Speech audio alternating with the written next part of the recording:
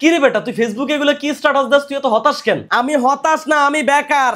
তো তুই বেকার কেন? চাকরি কর। চাকরিটা কি তোর বাপে দিব আমারে? মানে কি তুই এমনি কথা কইতেছিস কেন? তো কেমনে কামু? সরকারি চাকরির জন্য চেষ্টা করতে করতে সরকারি চাকরি বয়স শেষ করে ফেলাইছি, এখনো আমার চাকরি হয় না।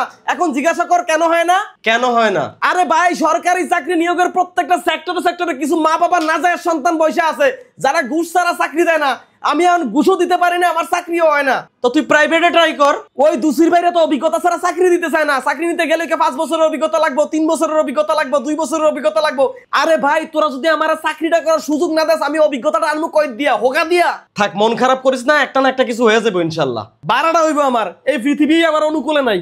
আরে ভাই, এত হতাশ হইস না, মাথাটা ঠান্ডা কর। মাথা ঠান্ডা কেমনে করবো ভাই? 2 দিন পরে আমার গার্লফ্রেন্ডের লাগে আরেক বেটার বিয়া।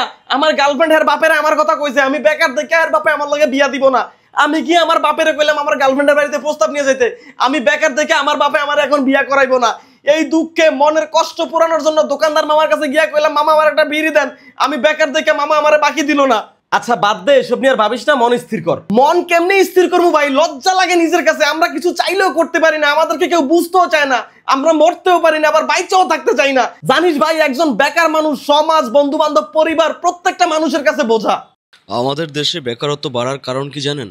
আমরা শুধু চাকুরির জন্য পড়াশোনা করি, আর আমরা যে কোনো কাজকে ছোট করে দেখি। অথচ উচ্চশিক্ষিত হয়ে লাখ টাকা খরচ করে বিদেশে গিয়ে আমরা লেবারের কাজ করি। আরে ভাই, এই কাজটা আপনি আপনার দেশেই করেন না, লজ্জা হবে কেন? আপনি তো চুরি করে খাচ্ছেন না, হালাল পথে কাজ করে খাচ্ছেন।